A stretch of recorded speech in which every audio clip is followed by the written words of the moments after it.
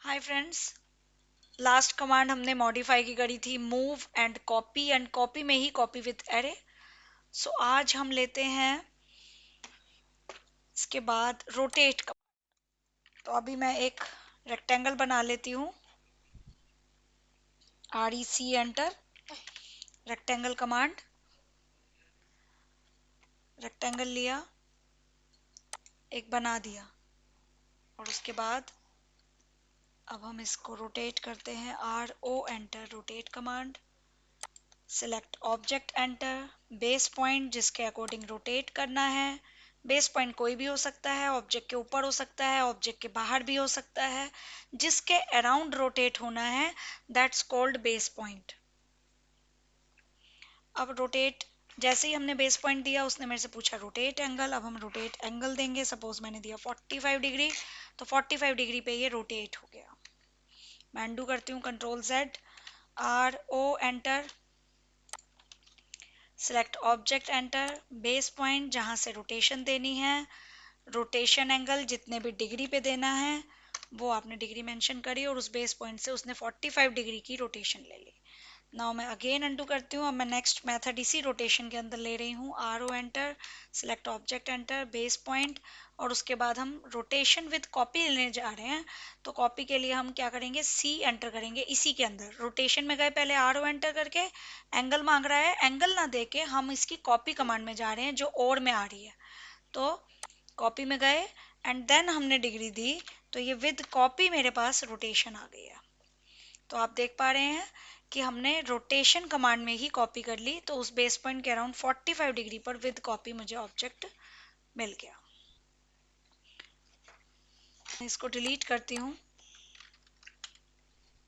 फिर से एक रेक्टेंगल बना रही हूँ, इसी रोटेशन में रहूंगी। RO enter, rotation command, command line पे ध्यान रहे, जो भी फ्रेशर्स हैं, बिगनर्स हैं, उनको कमांड लाइन पे ध्यान देना है। तो रोटेट RO एंटर करते ही select object enter and then base point जिसके अराउंड आपको रोटेशन देनी है। एंगल दे सकते हो, कॉपी के साथ एंगल दे सकते हो, तो फर्स्ट कॉपी में जाना। अभी मैं तीसरा इसी के अंदर मेथड में जाने वाली हूँ, वो है रेफरेंस मेथड। तो रेफरेंस क्या है, रेफरेंस के साथ हम कॉपी करेंगे। जैसे कि मैंने लिया, R एंटर करके रेफरेंस में गए, उसने पूछा रेफरेंस एंगल। रेफरेंस एंगल मतलब आप इसमें एंगल बताओगे कि कौन सा एंगल रोटेट करना है, मतलब कौन सी जगह को आप चाह रहे हो कि रोटेट करो। सपोज मैं इसको चाह रही हूँ, तो फर्स्ट पॉइंट और सेकंड पॉइंट मैंने क्लिक करके बताया कि मैं इसकी रोटेशन चाह रही हूँ। इसका न्यू एंगल पूछ रहा है वो मुझसे। मान लो इसका न्यू एंगल मैंने दिया 30 डिग्री, तो 30 डिग्री पे ये रोटेट हो गया। लेकिन अब आप कहोगे कि तो सेम ही था जो अभी हमने किया था। नहीं, जैसे सपोज मेरे पास कोई और भी एंगल की ऑब्जेक्ट हो सकता है, तो हम क्या करेंगे, रोटेशन में चलते हैं। हम पर्टिकुलर रेफरेंस पॉइंट को बता रहे हैं कि ये एंगल उसको मिल जाए, उस रेफरेंस को मिल जाए। तो बेस पॉइंट देने के बाद इसमें बेस पॉइंट कुछ भी दे देना। रेफरेंस में गए, रेफरेंस एंगल जिसे चेंज करना है, जैसे इसे करना है, तो first point, second point and new angle. क्योंकि मुझे यहाँ न्यू एंगल मुझे पता ही नहीं है, यहाँ ये समझिए कि मेरे को ये ऑब्जेक्ट वाला ही एंगल, इस पॉइंट्स को जो मैंने दिया है रेफरेंस एंगल को, मैं चाहती हूँ ये रेफरेंस एंगल रोटेट होके इतना एंगल ले ले जो भी ये है। तो न्यू एंगल मुझे नहीं मालूम, मेरे पास पॉइंट मेथड नीचे ऑप्शन आ रही है, मैं P एंटर करूंगी, पॉइंट मेथड में जाऊंगी और फर्स्ट पॉइंट और सेकंड पॉइंट को क्लिक करके मैं रोटेट कर सकती हूँ। यानी कि ये मेरे इस पॉइंट की डिग्री जो थी वो इस एज को मिल गई, मतलब इस लाइन की डिग्री इस एज को, इस सेगमेंट को मिल गई। तो इस तरीके से हम क्या कर सकते हैं, हम रोटेट विद रेफरेंस का यूज कर सकते हैं।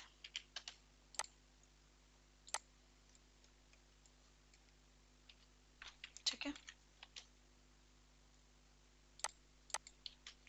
तो इस तरीके से हमारे 3 मेथड इसमें आए। बेस पॉइंट के बाद एक रोटेशन एंगल डायरेक्टली दिया, कॉपी में गए तो कॉपी के साथ रोटेशन आई, रेफरेंस में गए तो हमने उसी के ऊपर भी पॉइंट देकर डायरेक्टली उस पर ही रोटेशन एंगल दे दिया, या फिर कोई आउटर ऑब्जेक्ट था मेरे पास, अपने रेफरेंस एंगल को मैंने उस आउटर ऑब्जेक्ट के थ्रू पॉइंट देके एंगल दे दिया।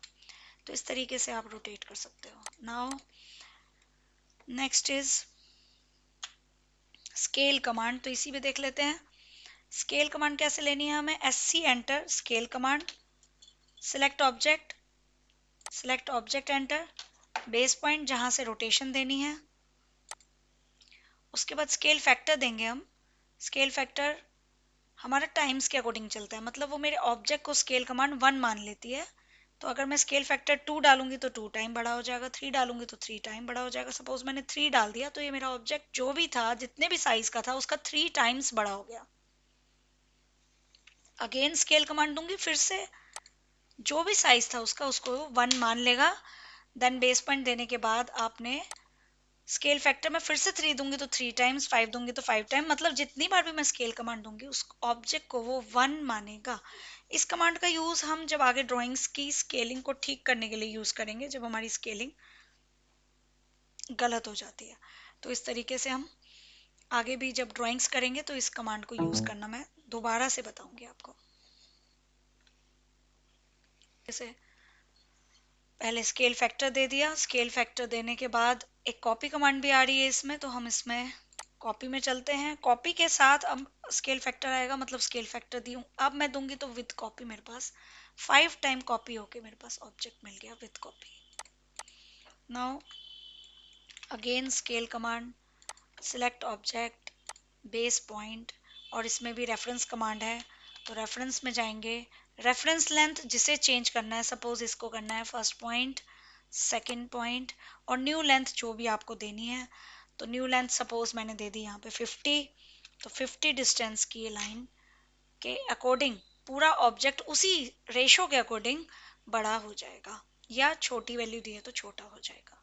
तो कहने का मतलब है आप रेफरेंस लेंथ मेंशन कर सकते हो कि ये ऑब्जेक्ट की टोटल लेंथ में, मतलब मैंने इस लेंथ को बता दिया कि ये 50 हो जाए, उसके अकॉर्डिंग बाकी ऑब्जेक्ट बड़ा छोटा हो जाए। स्क्वायर होता तो दोनों तरफ से सेम दिखता आपको, रेक्टेंगल है इसीलिए आपको लेंथ और विड्थ में अभी डिफरेंस दिख रहा है, लेकिन वो उसी रेशो के अकॉर्डिंग बड़ा होगा, उसी मल्टीप्लिकेशन के अकॉर्डिंग बड़ा या छोटा होगा। ओके, सो मैं फिर से एक बार दूसरे मेथड से भी इस रेफरेंस को समझा देती हूँ। सपोज ये लाइन कितने भी डिस्टेंस की है, मैं चाहती हूँ कि इस लाइन का डिस्टेंस इतना हो जाए और उसी के अकॉर्डिंग मेरा ऑब्जेक्ट बड़ा हो जाए। तो scale command again SC enter, select object enter, base point कुछ भी दे सकते हैं। इसमें रेफरेंस लेंथ पूछेगा वो आपसे, रेफरेंस में जाते ही हमने सपोज ये इसको चेंज करना है तो ये वाले पॉइंट दोगे, इसको चेंज करना है तो ये वाले पॉइंट दोगे। सपोज मैंने फर्स्ट पॉइंट और ये सेकंड पॉइंट इसको दिया। मुझे अगर मालूम है कि इसको कितना देना है तो वो मैं मेंशन करूंगी, जो हमने अभी लास्ट मेथड में देखा। पॉइंट मेथड में जाएं, अगर P एंटर करें तो पॉइंट मेथड में हमने ये फर्स्ट पॉइंट और ये सेकंड पॉइंट, इस तरीके से हमने इस लेंथ को इस पे मतलब सेम कर दिया। कैसे सेम कर दिया, रेफरेंस लेंथ मेथड से। तो आप इसमें लीनियर से चेक कर सकते हो कि ये कितना डिस्टेंस है, और एंगुलर वाली एनोटेशन की अलाइन डायमेंशन से आप ये चेक कर सकते हो कि डायगोनल डायमेंशन कितनी है। ये है 63.7 और ये कितनी है 63.7। ठीक है, तो इस तरीके से हम सेम कर लेंगे ये दोनों ही डायमेंशंस। कमांड, स्ट्रेच कमांड के लिए S enter, stretch command S enter करते ही सिलेक्ट ऑब्जेक्ट कहेगा। सिलेक्ट ऑब्जेक्ट में अभी ये रेक्टेंगल बनाया हुआ है, कोई लाइंस भी हो सकती है, ड्राइंग भी हो सकती है, कोई भी पार्ट जो आपको स्ट्रेच करना है उसके लिए हम स्ट्रेच कमांड का यूज करेंगे। तो सिलेक्ट ऑब्जेक्ट में हम इतने पार्ट को जैसे सिलेक्ट कर रहे हैं, तो 3 लाइन सिलेक्ट हो गई, 3 लाइन सिलेक्ट करी है मैंने। दिख ऐसा रहा होगा कि चारों सिलेक्ट हो गए, लेकिन मैंने 3 लाइन सिलेक्ट करी हैं और एंटर करा और बेस पॉइंट दिया, और वो उतना ही स्ट्रेच करेगा जो पार्ट मैंने सिलेक्ट किया था।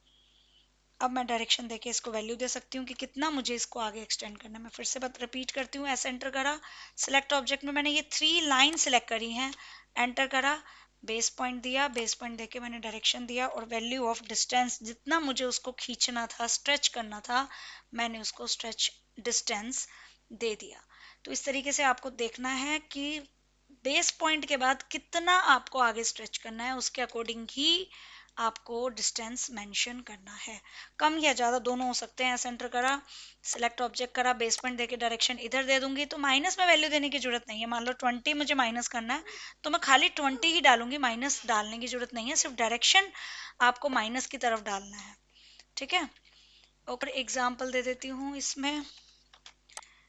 जैसे हमने लाइन में लिया, ये कुछ लाइंस लगाई हुई हैं इस तरीके से, और हम इसको स्ट्रेच करेंगे, एस सेंटर स्ट्रेच। ये वाला अगर मैं इतना लेती हूँ पार्ट लाइंस का, तो बेस पॉइंट देने के बाद इतना ही पार्ट स्ट्रेच होगा।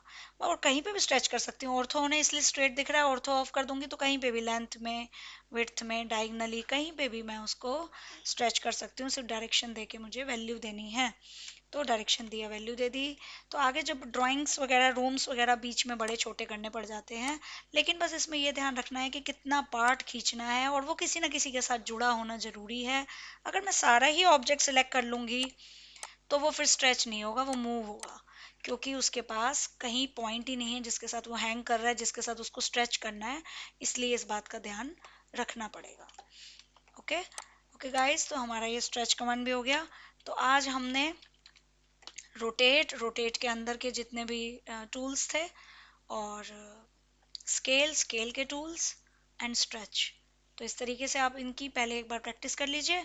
देन जब हमारे प्रोजेक्ट शुरू होंगे तो उस पर भी हम प्रैक्टिस करेंगे। ओके, चैनल को सब्सक्राइब और लाइक एंड शेयर करना नहीं भूलिएगा।